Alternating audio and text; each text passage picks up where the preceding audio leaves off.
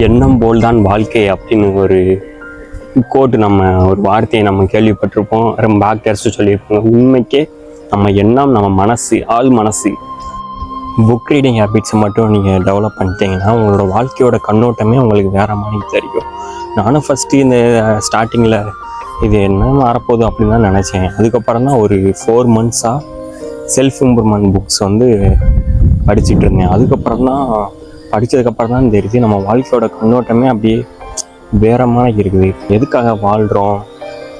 அதுதான் பெரிய பெரிய அறிஞர்கள் எல்லாமே புத்தகம் வாசிக்கிற பழக்கத்தை வந்து ஸ்ட்ரிக்டாக ஃபாலோ பண்ணாங்க. இப்போ தான் புரியுது அது எவ்வளோ பெரிய யூஸ்ஃபுல்லான ஒன்றுன்னு.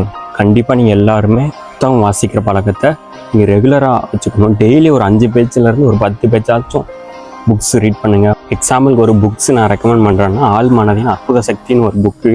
அந்த புக்கு வந்து உண்மைக்கே ப்ரொமோஷன் எதுவுமே பண்ணல. அந்த புக்கு தான் நான் ஃபஸ்ட்டு படிக்க ஸ்டார்ட் பண்ணேன்.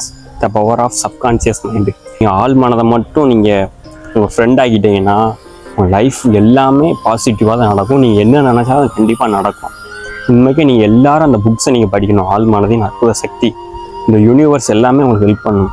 பிரபஞ்சம் எப்படி ஒர்க் ஆகுது, அதில் உள்ள முக்கியமான பாயிண்ட்ஸ் எல்லாம் நீங்கள் உங்கள் லைஃபோட இம்ப்ளிமெண்ட் பண்ணிங்கன்னா உண்மைக்கே பெஸ்ட்டு ரிசல்ட்ஸ் கிடைக்கும்.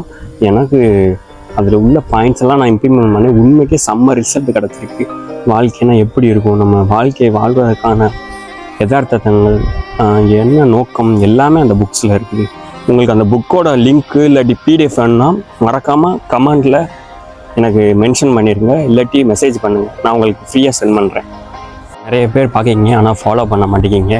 நீங்கள் ஒவ்வொரு ஃபாலோ பண்ணும்போது தான் எனக்கு அது மோட்டிவேட்டாக கிடைக்கும் நிறைய வீடியோஸ் போட. ஸோ எல்லோரும் ஃபாலோ பண்ணிடுங்க. உங்கள் ஃப்ரெண்ட்ஸுக்கும் என்னோடய வீடியோவை ஷேர் பண்ணுங்கள். அவங்களும் யூஸ்ஃபுல்லாக அந்த கண்டென்ட்ஸ் எல்லாம் அவங்களும் பார்க்கட்டும். தேங்க்ஸ் ஃபார் வாட்சிங்.